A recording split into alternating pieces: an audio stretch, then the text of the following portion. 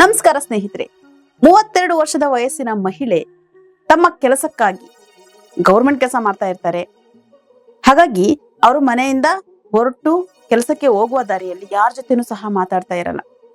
ಯಾರ ಜೊತೆನೂ ಮಾತಾಡೋಕ್ಕೂ ಭಯ ಪಡ್ತಾ ಇರ್ತಾರೆ. ಅದೇ ಭಯದಲ್ಲಿ ಮನೆ ಲಾಕ್ ಮಾಡ್ಕೊಂಡು ತಾವು ಕೆಲಸಕ್ಕೆ ಹೋಗುವಾಗ ಬಸ್ ಹತ್ತಿ ಕೂರಿ ಅದೇ ಗಾಬರಿಯಲ್ಲಿ ತಾವು ಕೆಲಸಕ್ಕೆ ಹೋಗ್ತಾ ಇರ್ತಾರೆ. ಫೆಬ್ರವರಿ 13ರಂದು ನಡೆದಿರುವಂತಹ ಘಟನೆ. ಯಾಕೆ ಈ ಮಹಿಳೆ ಜನ ಜೊತೆ ಹೊಂದ್ತಾ ಇರ್ಲಿಲ್ಲ? ಯಾಕೆ ಹೊಂದಾಣಿಕೆ ಅನ್ನೋದು ಇವ್ರಿಗೆ ಬರ್ಲಿಲ್ಲ? ಭಯ ಯಾಕೆ ಇವರಿಗೆ ಅಷ್ಟು ಅನ್ನೋದನ್ನ ನಿಮ್ಗೆ ಹೇಳ್ತೀನಿ. ಅದಕ್ಕಿಂತ ಮುಂಚೆ ನೀವಿನ್ನು ನಮ್ಮ ಕರ್ನಾಟಕ ಕನ್ನಡ ಯೂಟ್ಯೂಬ್ ಚಾನಲ್ಗೆ ಸಬ್ಸ್ಕ್ರೈಬ್ ಆಗಿಲ್ಲ ಅಂದ್ರೆ ಸಬ್ಸ್ಕ್ರೈಬ್ ಆಗಿ. ಹಾಗೆ ಈ ಒಂದು ವಿಡಿಯೋದ ಬಗ್ಗೆ ನಿಮ್ಮ ಅನಿಸಿಕೆಗಳನ್ನ ಕಮೆಂಟ್ ಮೂಲಕ ನಮ್ಗೆ ತಿಳಿಸಿ ಅಂತ ಕೇಳ್ಕೊತಾ ಇದ್ದೀನಿ. ಸ್ನೇಹಿತರೆ, ಕೇರಳದಲ್ಲಿ ನಡೆದಿರುವಂತಹ ಘಟನೆ 1996ರಲ್ಲಿ ಇಡುಕ್ಕಿ ಬಳಿ ಇರುವಂತಹ ಸೂರ್ಯನಲ್ಲಿ ಎಂಬ ಒಂದು ಪುಟ್ಟ ಹಳ್ಳಿಯಲ್ಲಿ ನಡೆದಿರುವಂತಹ ಘಟನೆ. ಸ್ನೇಹಿತರೆ, ನಾರಾಯಣನವರು ಇಬ್ರು ಹೆಣ್ಮಕ್ಳು ಇರ್ತಾರ. ಅವ್ರಿಗೆ ಚಿಕ್ಕ ಊರು, ಓದುವ ವ್ಯವಸ್ಥೆ ಸಹ ಇರೋದಿಲ್ಲ ಅಂತ ಪುಟ್ಟ ಊರಲ್ಲಿ ಇಬ್ರು ಹೆಣ್ಣು ಇರ್ತಾರೆ. ಅದರಲ್ಲಿ ದೊಡ್ಡ ಮಗಳನ್ನ ತಮ್ಮ ಎಜುಕೇಶನ್ಗೋಸ್ಕರ ಆ ಹಳ್ಳಿ ಏನಿದೆ ಸೂರ್ಯನಲ್ಲಿ ಅನ್ನೋ ಊರು, ಅದರಿಂದ ಪಕ್ಕದಲ್ಲಿ ಯಾವ್ದಾದ್ರು ಒಂದು ಇಂಪ್ರೂವ್ ಆಗಿರುವಂತಹ ಒಂದು ಇಡುಕಿಲಿರುವಂತಹ ಒಂದು ಶಾಲೆಗೆ ಸೇರಿಸ್ತಾರೆ, ಮಗಳು ಚೆನ್ನಾಗಿ ಓದ್ಲಿ ಅಂತ. ಅಲ್ಲಿ ಒಂದು ಶಾಲೆಯ ಒಂದು ವಿದ್ಯಾಭ್ಯಾಸ ಮುಗಿದ ನಂತರ ದೊಡ್ಡ ಮಗಳು ಒಂದು ಜಾಬ್ಗೆ ಸೇರ್ಕೊಳ್ತಾರೆ. ಅದಾದ್ಮೇಲೆ ಚಿಕ್ಕ ಮಗಳದ ವಿದ್ಯಾಭ್ಯಾಸನೂ ಹಾಗೆ ಮಾಡ್ಬೇಕಲ್ವಾ, ಯಾಕೆಂದ್ರೆ ಹಳ್ಳಿ ಇದು, ಪುಟ್ಟ ಗ್ರಾಮ. ಹೀಗಿರುವಾಗ ಓದುವ ವ್ಯವಸ್ಥೆ ಇರೋದಿಲ್ಲ ಚೆನ್ನಾಗಿ. ಮಗಳು ಚೆನ್ನಾಗಿ ಓದ್ಲಿ, ದೊಡ್ಡ ಮಗಳು ತರನೇ ಇವಳು ಆಗ್ಲಿ ಅಂತ ಮತ್ತೆ ಅವರು ಆ ಊರಿಂದ ಮತ್ತೊಂದು ಊರಿಗೆ ಹಾಸ್ಟೆಲ್ಗೆ ಹಾಕ್ತಾರೆ. ಯಾರು? ಚಿಕ್ಕ ಮಗಳು ಇಂದಿರಾ ಅನ್ನೋರು. ಅದೇ ಹಾಸ್ಟೆಲ್ ಓದ್ತಿರುವಾಗ ತಂದೆ ತಾಯಿಗೆ ಯಾಕೋ ಒಂದ್ ಸ್ವಲ್ಪ ಗಾಬರಿ. ಬೇಡ, ಯಾಕೋ ಅಷ್ಟು ದೂರ ನಮ್ಮ ಮಗಳನ್ನ ಬಿಟ್ಟು ಇರೋದಕ್ ನಮಗೂ ಆಗೋದಿಲ್ಲ, ನಮ್ಮ ಮಗಳು ನಮ್ ಜೊತೆನೆ ಇರ್ಲಿ, ಇಲ್ಲಿಂದಾನೇ ಹೋಗೋದು ಬರೋದು ಮಾಡ್ಲಿ, ಅಲ್ಲಿ ಹಾಸ್ಟೆಲ್ ಇರೋದು ಬೇಡ ಅಂತ ಯಾಕೋ ಅವ್ರ ಮನ್ಸಿಗೆ ಅನಿಸ್ದಾಗ ಇಂದಿರನ್ನ ತಮ್ಮ ಜೊತೆಲೆ ಕರ್ಕೊಂಡು ಬಂದು ಇಲ್ಲಿಂದಲೇ ಓಡಾಡು ಅನ್ನೋದಕ್ಕೋಸ್ಕರ ಮನೇಲಿ ಇಟ್ಕೋತಾರೆ. ಹೋಗ್ತಾ ಬರ್ತಾ ಇರ್ತಾರೆ. ಆದ್ರೆ ಒಂದು ದಿನ ತಮ್ಮ ಮಗಳು ಕಾಣೋದಿಲ್ಲ. 1996ರಂದು ತಮ್ಮ ಮಗಳು ಕಾಣೋದಿಲ್ಲ. ಯಾಕೆ? ಒಂದಿನ, 2 ದಿನ, ಎಷ್ಟು ದಿನ? 43 ದಿನ ತಮ್ಮ ಮಗಳು ಕಾಣೋದಿಲ್ಲ. ವಯಸ್ಸಿಗೆ ಬಂದಿರೋ ಮಗಳು 16 ವರ್ಷದ ಇಂದಿರಾ ಅನ್ನೋರು ಸ್ಕೂಲ್ಗೆ ಅಂತ ಹೋದಾಗ ಅವರ ಲೆಕ್ಚರ್ ಫೋನ್ ಮಾಡಿ ಹೇಳ್ತಾರೆ, ನಿಮ್ಮ ಮಗಳು ಶಾಲೆಯಿಂದ ಕಾಣೆ ಆಗಿದ್ದಾರೆ, ಬಂದಿಲ್ಲ, ಹಾಗೆ ಹೀಗೆ ಅಂತ ಹೇಳಿದಾಗ ತನ್ನ ತಂದೆಗೆ, ನಾರಾಯಣ, ತುಂಬಾ ಭಯ ಆಗುತ್ತೆ. 16 ವರ್ಷದ ಮಗಳು, ವಯಸ್ಸಿಗೆ ಬಂದಿರೋ ಮಗಳು, ಏನಾಯ್ತು ಅವಳಿಗೆ? ಯಾಕೆ? ಅವರು ಹುಡುಕ್ಸ್ಬಾರ್ದ ಜಾಗದಲ್ಲೆಲ್ಲ ಹುಡುಕ್ಸ್ತಾರೆ, ಜನಗಳನ್ನ ಕೇಳ್ತಾರೆ, ಗೊತ್ತಿರೋ ಪರಿಚಯ ನಿಮ್ ಮನೆಗೆ ಬಂದಿದ್ದಾಳ ಅಂತ ಎಲ್ಲಾ ವಿಚಾರಣೆಯನ್ನ ಮಾಡ್ತಾರೆ, ಕೇಳ್ತಾರೆ. ತಂದೆ ತಾಯಿಗೆ ಹೆಣ್ಮಕ್ಳು ಅಂತಂದ್ರೆ ಭಯ ಇರುತ್ತೆ. ಅದ್ರಲ್ಲೂ 16 ವರ್ಷ, ಇನ್ನು ಒಂದ್ ಗೊತ್ತಾದ್ರೆ ಒಂದ್ ಗೊತ್ತಾಗೋದಿಲ್ಲ, ಅಷ್ಟು ವಯಸ್ಸು. ಹಾಗಾದ್ರೆ ಎಲ್ಲಿ ಹೋದ್ಲು ನಮ್ಮ ಮಗಳು ಅನ್ನೋ ಗಾಬರಿಲಿ ಪೊಲೀಸ್ನವ್ರಿಗೆ ದೂರನ್ನ ನೀಡ್ತಾರೆ. ಈ ದೂರು ನೀಡಾದ್ಮೇಲೆ ಪೊಲೀಸ್ನವರು ಹುಡುಕಿ ಕೊಡೋದಿಲ್ಲ. ಇಲ್ಲ, ನಿಮ್ ಮಗಳ ಬಗ್ಗೆ ಹುಡುಕ್ತಾ ಇದೀವಿ, ಆದ್ರೂ ಸಿಕ್ಕಿಲ್ಲ. ಯಾವುದೇ ಇಂದಿರಾ ಅವ್ರ ಬಗ್ಗೆ ಸುಳಿವು ಸಹ ಸಿಗೋದಿಲ್ಲ. ಅವ್ರು ಬದುಕಿದಾರೋ ಇಲ್ವೋ ಅನ್ನೋದು ಸಹ ಒಂದು ಅನುಮಾನ ಆಗ್ಬಿಡುತ್ತೆ ತಂದೆ ತಾಯಿಗೆ. ಇಷ್ಟ ದಿನ ಆದ್ರೂ ಸಿಗೋದಿಲ್ಲ. 43 ದಿನ ಅವ್ರು ಸಿಗೋದೇ ಇಲ್ಲ. ಏನು ಇಷ್ಟು ದಿನ ಮಗಳು ಎಲ್ಲಿದ್ದಾಳೋ, ಏನಾಗಿದ್ದಾಳೆ ಅನ್ನೋ ಒಂದು ಭಯದಲ್ಲಿ ಜೀವನವನ್ನ ಮಾಡ್ತಾ ಮುಂದಿನ ಜೀವನವನ್ನ ಮಾಡ್ತಾ ಇರ್ತಾರೆ. ಹಾಗಾಗಿ ನಾರಾಯಣನ ಅವರು ಆಫೀಸ್ ಹತ್ರ ಹೋಗಿ ಆಫೀಸ್ ಮುಗಿಸ್ಕೊಂಡು ಮನೆಗೆ ಬರುವಂತ ಸಂದರ್ಭದಲ್ಲಿ ಅವ್ರ ಮುಂದೆ ಒಂದು ಕಾರ್ ಬಂದು ನಿಲ್ಲುತ್ತೆ. ಆ ಕಾರಿಂದ ಹೊರಗಡೆ ಬಂದು ಅವ್ರ ಮುಂದೆ ನಿಲ್ಲುವಂತಹ ವ್ಯಕ್ತಿಯನ್ನ ನೋಡಿ, ಯಾರಿದು ಅಂತ ನೋಡ್ತಾರೆ. ಆ ವ್ಯಕ್ತಿ ಆ ಕಾರ್ ಬಳಿ ಇಳಿದು ತನ್ನ ನಾರಾಯಣನ ಬಳಿ ಬರೋ ಅಷ್ಟೊತ್ತಿಗೆ ಆ ಕಾರು ಮುಂದೆ ಹೋಗುತ್ತೆ ಅವ್ರನ್ನ ಇಳಿಸಿ. ಆ ವ್ಯಕ್ತಿ ತನ್ನ ಬಳಿಗೆ ಬಂದಾಗ ನಾರಾಯಣ ಅವರ ಒಂದು ಭಯ ಹೆಂಗಾಗುತ್ತೆ ಅಂತ ಅಂದ್ರೆ, ಇದೇನಪ್ಪ ಇದು ಅನ್ನೋ ಒಂಥರ. ಯಾಕೆಂದ್ರೆ ಎದುರುಗಡೆ ಇರುವಂತಹ ವ್ಯಕ್ತಿಗೆ ರಕ್ತದ ಕಲೆ ಇರುತ್ತೆ, ಗಾಯಗಳಿರುತ್ತೆ. ಅದು ಬೇರೆ ಯಾರು ಅಲ್ಲ, ತಮ್ಮ ಮಗಳು ಇಂದಿರಾ. 43 ದಿನ ಯಾರು ಬದುಕಿದಾರೋ ಸತ್ತಿದಾರೋ ಅನ್ನೋ ಗೊತ್ತಿಲ್ಲದೆ ಇರುವಂತಹ ತಮ್ಮ ಮಗಳು, ಸುಳಿವೇ ಇಲ್ಲದೆ ಇರುವಂತವಳು ಸಡನ್ ಆಗಿ ಬಂದು ತಮ್ಮ ಮುಂದೆ ನಿಂತಾಗ ಆ ತಂದೆಗೆ ಆಗುವಂತ, ಅದು ಆ ಪರಿಸ್ಥಿತಿ, ಮೈ ತುಂಬಾ ಗಾಯ, ರಕ್ತದ ಕಲೆ, ಹೀಗೆಲ್ಲ ಇರುವಾಗ ತನ್ನ ತಂದೆಗೆ ಏನಿದು, ನಮ್ಮ ಮಗಳ ಇವಳು ಯಾಕೆ ಹಿಂಗಾಗಿದೆ ಅನ್ನೋ ಒಂದು ಭಯದ ಜೊತೆಗೆ ಆತಂಕನೂ ಸಹ ಆಗುತ್ತೆ. ಹಾಗಾದ್ರೂ ತಮ್ಮ ಮಗಳನ್ನ ಅಲ್ಲೇ ಇದ್ದಂತಹ ಹಾಸ್ಪಿಟ್ಲಿಗೆ ಕರ್ಕೊಂಡೋಗಿ ಚಿಕಿತ್ಸೆಯನ್ನ ಮಾಡಿದಾಗ ಅಲ್ಲಿದ್ದಂತಹ ವೈದ್ಯರು ನಡೆದಿರುವಂತಹ ಘಟನೆಯನ್ನ ಹೇಳ್ತಾರೆ. ನಿಮ್ಮ ಮಗಳು ಈ ಗಾಯಗಳು, ರಕ್ತಗಳ ಕಲೆ ಆಗಿದೆ, ಅವಳ ಮೇಲೆ ಅತ್ಯಾಚಾರ ಆಗಿದೆ. ಕಳೆದಂತಹ 43 ದಿನನೂ ಸಹ ಇವಳ ಮೇಲೆ ಹಲ್ಲೆ ಆಗಿದೆ, ಅತ್ಯಾಚಾರ ಆಗಿದೆ. 43 ಜನ ಅತ್ಯಾಚಾರ ಮಾಡಿದ್ದಾರೆ, 63 ಸಲ ಅಂತ ಹೇಳಿದಾಗ ತನ್ನ ತಂದೆಗೆ ತಡ್ಕೊಳಕ್ಕೆ ಆಗಲ್ಲ. ಯಾರು ಮಕ್ಳು ಮೇಲೆ ಹೆಣ್ಮಕ್ಳನ್ನ ಮುದ್ದಾಗಿ ಸಾಕಿರ್ತಾರೆ, ಇರುವಂತ ಪರಿಸ್ಥಿತಿಯಲ್ಲಿ ನಮ್ಮ ಮಕ್ಳು ಜೀವನ ಹಿಂಗ ಅಂತ ನೆನೆಸ್ಕೊಳಕ್ಕೆ ಎಲ್ಲಾ ತಂದೆದಿರಿಗೂ ಸಹ ಆಗುವಂತ ಸಂಕಟ ಇದೆಯಲ್ಲ, ಅದ್ ಯಾರಿಗೂ ಹೇಳಕ್ ಆಗಲ್ಲ. ಡಾಕ್ಟರ್ ಹಂಗಂತ ಹೇಳಿದಾಗ ಆ ತಂದೆ ಕುಸ್ತು ಬೀಳ್ತಾರೆ. ಅದಾದ ನಂತರ ನಿಮ್ಮ ಮಗಳಿಗೆ ಪ್ರೆಗ್ನೆಂಟ್ ಆಗಿದ್ದಾಳೆ, ಗರ್ಭವತಿ ಆಗಿದ್ದಾಳೆ, ಅದು ಮಗು ಹೊಟ್ಟೆ ಒಳಗಡೆನೆ ಸತ್ತೋಗಿದೆ, ಆ ಗರ್ಭಕೋಶವನ್ನ ತೆಗಿಬೇಕು, ಇನ್ನು ಮುಂದೆ ನಿಮ್ಮ ಮಗಳಿಗೆ ಮಕ್ಳೇ ಆಗೋದಿಲ್ಲ ಅಂತ ಹೇಳಿದಾಗ ಆ ತಂದೆ ಇನ್ನೂ ಕುಸ್ತು ಬೀಳ್ತಾರೆ. ಯಾಕೆಂತಂದ್ರೆ ನಮ್ಮ ಮಕ್ಳನ್ನ ಮುದ್ದಾಗಿ ಸಾಕಿರ್ತಾರೆ, ಒಂದು ಸಂಸಾರ ಅನ್ನೋದ್ ಮುಂದೆ ಅವಳ ಜೀವನ ನೋಡ್ಕೋಬೇಕು, ರೂಪಿಸ್ಕೋಬೇಕು, ಅವಳಿಂದ ಅವಳ ಮನೆ ಬೆಳಿಬೇಕು ಅನ್ನೋ ಆಸೆ ಇರುತ್ತೆ. ಈಗ ಮಗಳು ಈ ಪರಿಸ್ಥಿತಿಲಿ ಬಂದು ಈ ಮುಂದೆ ಅವಳ ಜೀವನ ಹೇಗೆ ಅಂತ ಅಂದಾಗ ಆ ತಂದೆ ಸತ್ರು ಬದುಕಿದ್ರು ಸತ್ ಹಾಗೆ.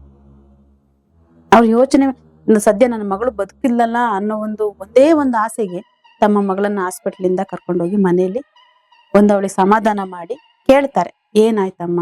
ಸೊ ಅವ್ರು ಚೇತರಿಸ್ಕೊಳೋದಾದ್ಮೇಲೆ ಕೇಳ್ತಾರೆ. ಯಾಕಂದ್ರೆ ಸಡನ್ ಆಗಿ ಕೇಳಿದಾಗ ಅವ್ರಿಗೆ ಮನ್ಸಲ್ಲಿ ಆಗಿರುವಂತಹ ನೋವು ಅಗಾಧ ಆಗಿರುತ್ತೆ.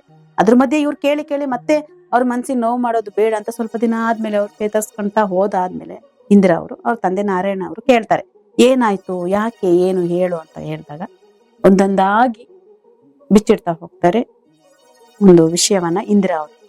ಇಲ್ಲ, ನಾನು ಕಾಲೇಜಿಗೆ ಈ ತರ ಹೋಗುವಾಗ ರಾಜು ಅನ್ನೋರ್ನ ನಾನು ಇಷ್ಟಪಟ್ಟಿದ್ದೆ, ಮನಸಾರ ಇಷ್ಟಪಟ್ಟಿದ್ದೆ.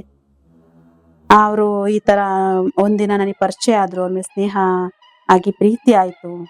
ಅವ್ರು ಒಂದಿನ ಈಗ ನಂಗೆ ದುಡ್ಡು ಬೇಕು, ನಮ್ಮ ಅಮ್ಮನ ಆಪರೇಷನ್ಗೆ ನನಗೆ ಪ್ರಾಬ್ಲಮ್ ಆಗಿದೆ, ಹಣ ಬೇಕು ಅಂತ ಕೇಳಿದಾಗ ನನ್ನ ಹತ್ರ ಇರುವಂತ ಸ್ವಲ್ಪ ಹಣವನ್ನ ಕೊಟ್ಟೆ.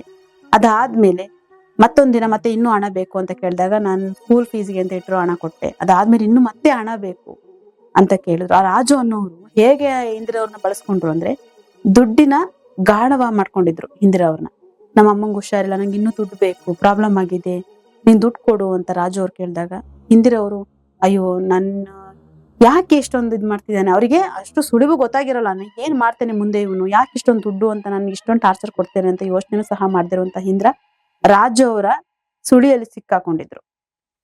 ಅದೇ ರಾಜು ಅವಳನ್ನ ಒಂದು ದುಡ್ಡಿನ ಒಂದು ಹಕ್ಕಿಯಾಗಿ ಮುಂದಿಟ್ಕೊಂಡಿದ್ರು. ಆ ದುಡ್ಡು ಕೇಳ್ತಾ ಇದ್ದಂಗೆ ಇವ್ರು ಆದ್ರೆ ನನ್ನ ಹತ್ರ ಇಲ್ಲ ಅಂದ್ರೂ ಕೇಳ್ತಿರಲ್ಲ, ಇಲ್ಲ ನೀನ್ ಕೊಡು ಹಾಗೆ ಹೇಗೆ ಅಂತ. ಯಾವಾಗ ಇಂದಿರಾ ಅವರು ದುಡ್ಡು ನನ್ನ ಹತ್ರ ಇಲ್ಲ ಅಂತ ಅಂದ್ರೆ ಅವರು ಬಾಯಿ ಜೋರ್ ಮಾಡ್ತಾರೆ, ನನ್ನ ಹತ್ರ ಇಲ್ಲ ದುಡ್ಡು, ಯಾಕೆ ಈ ತರ ಹಿಂಸೆ ಕೊಡ್ತೀಯ ಅಂತ ಕೇಳಿದಾಗ, ಓ ಇವಳ ಹತ್ರ ಇನ್ನೂ ಹಣ ಕೀಳ್ಬೇಕು ಅಂತ ಅಂದ್ರೆ ನಾನು ಇನ್ನೂ ಏನಾದ್ರು ಮಾಡ್ಬೇಕು, ಇನ್ನೂ ನಂಬಿಸ್ಬೇಕು ಅನ್ನೋ ರಾಜು, ನಾವಿಬ್ರು ದೂರ ಹೋಗೋಣ, ದೂರ ಹೋಗಿ ಮದುವೆ ಆಗಿ ಸಂಸಾರವನ್ನು ಮಾಡೋಣ, ನೀನ್ ನನ್ ಜೊತೆ ಬಂದ್ಬಿಡು, ನಿಮ್ ಮನೇಲಿ ಇದ್ದಂತಹ ಒಡವೆ ಹಣವನ್ನ ತಗೊಂಡು ಬಂದ್ಬಿಡು, ನಾವ್ ಯಾರಿಗೂ ಕಾಣ್ದಾಗಿ ದೂರ ಹೋಗಿ ಸಂಸಾರ ಮಾಡೋಣ ಮದ್ವೆ ಆಗಿ ಅಂತ ಹೇಳಿದಾಗ ಏನೂ ಕಾಣದೇ ಇರುವಂತಹ ಇಂದ್ರ ಅವನ ಮಾತನ್ನ ನಂಬ್ತಾರೆ. ಯಾಕೆಂದ್ರೆ ಅಷ್ಟು ನಂಬಿಸ್ತಾನೆ ರಾಜು. ಏನು ಗೊತ್ತಿಲ್ಲದೆ ಇರುವಂತಹ ಇಂದ್ರ ನಂಬಿ ಮನೆಯಲ್ಲಿ ಇದ್ದಂತಹ ಚಿನ್ನ, ಒಡವೆ, ದುಡ್ಡು ಎಲ್ಲವನ್ನು ತಗೊಂಡು ತಮ್ಮ ಮನೆ ಬಿಟ್ಟು ರಾಜು ಹೇಳ್ದಂತಹ ಜಾಗಕ್ಕೆ ಹೋಗ್ತಾರೆ.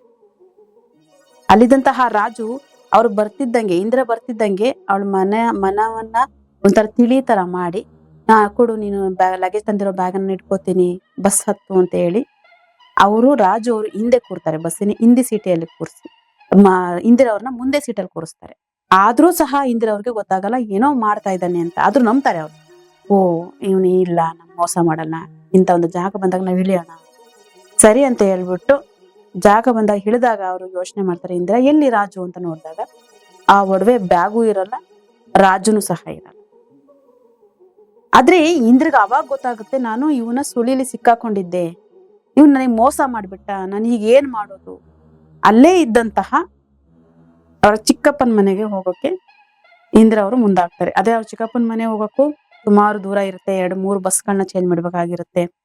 ಅದು ಸಮಯ 7:30 ಆಗಿರುತ್ತೆ, ನೈಟ್ 7:30 ಆ ಬಸ್ಗಳ ವ್ಯವಸ್ಥೆನೂ ಸರಿ ಇರೋದಿಲ್ಲ. ಹಾಗಾಗಿ 2 ಬಸ್ 3 ಬಸ್ ಹತ್ತಿ ಇಳಿದೋದ್ರು ಅವ್ರ ಚಿಕ್ಕಪ್ಪರ ಮನೆ ಹತ್ರ ಹೋಗಿ ಇಳಿದಾಗ ಸಮಯ 7:30 ಆಗಿರುತ್ತೆ. ಅಲ್ಲಿನ ಬಸ್ ವ್ಯವಸ್ಥೆ ಇರೋದಿಲ್ಲ. ಹಾಗಾಗಿ ಅವ್ರು ಅಲ್ಲೇ ನಿಂತ್ಕೋತಾರೆ. ಅಲ್ಲೇ ನಿಂತ್ಕೊಂಡು ಸುಮಾರು ಅವ್ರು ಟೆನ್ಷನ್ ಅಳ್ತಿರ್ತಾರೆ. ಯಾಕಂದ್ರೆ 16 ವರ್ಷದ ಹುಡುಗಿ, ಏನು ಗೊತ್ತಿರಲ್ಲ, ನಂಬ್ಕೊಂಡು ಬಂದಿರ್ತಾರೆ, ಈಗ ಮತ್ತೆ ಮನೆಗೆ ಹೋಗಕ್ ಆಗಲ್ಲ. ಅದೇ ಸಮಯದಲ್ಲಿ ಅಳ್ತಾ ಇರುವಾಗ ಉಷಾ ಅನ್ನೋರು ಬರ್ತಾರೆ. ನಾನು ನಿನ್ ಬಸ್ ಹತ್ತಾಗಿಂದ ನೋಡ್ತಾ ಇದ್ದೀನಿ, ಯಾಕೆ ಇಷ್ಟೊಂದು ಟೆನ್ಷನ್ ಅಲ್ಲಿ ಇದೆಯಾ, ಏನಾಯ್ತು, ಏನ್ ಪ್ರಾಬ್ಲಮ್ ಅಂದಾಗ ನಾನು ಹೀಗೆ ಇಂದ್ರ ಅವ್ರು ಹೇಳ್ತಾರೆ, ನಾನು ನಮ್ ಚಿಕ್ಕಪ್ಪರ ಮನೆಗೆ ಹೋಗ್ಬೇಕು, ಬಸ್ ಈ ತರ ಆಗಿದೆ, ನಾನು ಈಗ ಹೋಗಕ್ ಆಗಲ್ಲ, ಬಸ್ ಇಲ್ಲ ಈಗ ಅಲ್ಲಿಗೆ ಹೋಗಕ್ಕೆ ಅಂತ ಹೇಳಿದಾಗ ಉಷಾ ಅನ್ನೋರು, ಇಲ್ಲ ನಾನು ಇಲ್ಲಿ ಒಬ್ಬರು ಪರಿಚಯ ಇದ್ದಾರೆ ನನ್ಗೆ ಧರ್ಮರಾಜನ್ ಅಂತ, ಲಾಯರ್ ಅವರು. ನೀನ್ ಅವ್ರ ಜೊತೆ, ಅವ್ರ ಅಮ್ಮನ ಜೊತೆ ಇದ್ದಾರೆ ಅವರು, ನೀನ್ ಅವ್ರ ಜೊತೆ ಒಂದಿನ ಒಂದು ಲಾಡ್ಜ್ ಅಲ್ಲಿ ಇರು, ಬೆಳಿಗ್ಗೆ ನಿನ್ ಚಿಕ್ಕಪ್ಪನ ಮನೆಗೆ ಹೋಗುವಂತೆ ಅಂತ ಹೇಳ್ತಾರೆ. ಆಗ ನನಗೂ ಯಾರೋ ಒಬ್ರು ಸ್ನೇಹಿತರು ಸಿಕ್ರಪ್ಪ ಅನ್ನೋ ಒಂದು ಖುಷಿಲಿ ಇಂದ್ರ ಅವರು ಉಷಾನ್ ಜೊತೆ ಹೋಗ್ತಾರೆ. ಉಷಾನ್ ಜೊತೆ ಹೋಗಿ ಧರ್ಮರಾಜನ್ ಜೊತೆ ಲಾಡ್ಜಿಗೆ ಹೋದಾಗ ಗೊತ್ತಾಗುತ್ತೆ ಅವರು ಯಾವುದೇ ಅಮ್ಮನ ಜೊತೆ ಇರ್ಲಿಲ್ಲ. ಉಷಾ ಅನ್ನೋರು ದುಡ್ಡಿಗೋಸ್ಕರ ಈ ಒಂದು ಧರ್ಮರಾಜನನ್ನವ್ರಿಗೆ ಇಂದ್ರನ ಅವ್ರನ್ನ ಮಾರ್ಬಿಟ್ಟಿರ್ತಾರೆ. ಪಾಪ ಏನು ಗೊತ್ತಿರಲ್ಲ ಇಂದ್ರ ಅವ್ರಿಗೆ, ಏನೋ ನನ್ ಕೈ ಹಿಡಿಯೋಕ್ ಬಂದಿದಾರಪ್ಪ ದೇವ್ರ ತರ ಅಂತ ಹೇಳಿ ನಂಬಿ ಹೋಗ್ತಾರೆ. ಅಲ್ಲಿ ನಡೆದಿದ್ದು ನಂಬಿಕೆ ದ್ರೋಹ. ಈ ಧರ್ಮರಾಜನನ್ನವರು ಅವ್ರು ಇನ್ನೂ ಕ್ರಿಮಿನಲ್ ನೋಡಿ, ಇನ್ನೂ ದೊಡ್ಡ ಒಂದು ತಲೆ ಹಿಡ್ಕ ಅಂತಾನೆ ಹೇಳ್ಬೋದು ಅಂತ ಅನ್ಸುತ್ತೆ. ಯಾಕೆಂದ್ರೆ ಹೆಣ್ಮಕ್ಳನ್ನ ಈಗ ಒಬ್ಬರು ಲಾಯರ್ ಆಗಿ ಹೆಣ್ಮಕ್ಳನ್ನ ಹೆಂಗೆಲ್ಲ ಇದ್ ಮಾಡ್ತಾರೆ ಅಂತ ನೋಡಿ, ಯೂಸ್ ಮಾಡ್ಕೋತಾರೆ ಅಂತ.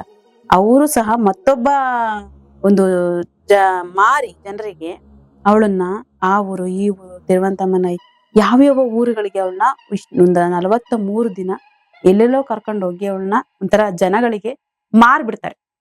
ಅದಾದ್ಮೇಲೆ ಲಾಸ್ಟಿಗೆ 43 ದಿನ ಆದ್ಮೇಲೆ ಕರ್ಕೊಂಡೋಗಿ ಅವ್ರ ಅಪ್ಪನ ಹತ್ರ ಬಿಡ್ತಾರೆ. ಅದೇ ಕಾರು ಅವ್ರ ಅಪ್ಪನ ಮುಂದೆ ಬಂದು ನಿಂತು ಅವಳನ್ನ ನಿಲ್ಸಿ ಹೋದಂತ ಕಾರು. ಇಷ್ಟೆಲ್ಲವನ್ನೂ ಹೇಳ್ದಂತಹ ಇಂದ್ರ ತನ್ನ ತಂದೆ ಬಳಿ, ಆ ತಂದೆ ಮನಸ್ಸು ಏನಾಗಿರ್ಬೇಕು, ಇಷ್ಟೆಲ್ಲ ಕೇಳಿದಂತಹ ನಾರಾಯಣ ಅವರು ಅಷ್ಟೂ ಜನರ ಮೇಲೆ ದೂರನ್ನು ದಾಖಲೆ ಮಾಡ್ತಾರೆ. ನನ್ನ ಮಗಳ ಮೇಲೆ ಈ 43 ದಿನದಲ್ಲೂ ಅತ್ಯಾಚಾರ ಆಗಿದೆ, ಅಷ್ಟೂ ಜನರ ಮೇಲೆ ನೀವು ದೂರ ದಾಖಲೆ ಮಾಡ್ಬೇಕು ಅಂತ ಅಂದಾಗ ದೂರನ್ನ ದಾಖಲೆ ಮಾಡ್ಕೊಂಡ್ರು ಸಹ ಅದ್ರ ಬಗ್ಗೆ ವಿಚಾರಣೆ ನಡೆದಿರಲ್ಲ.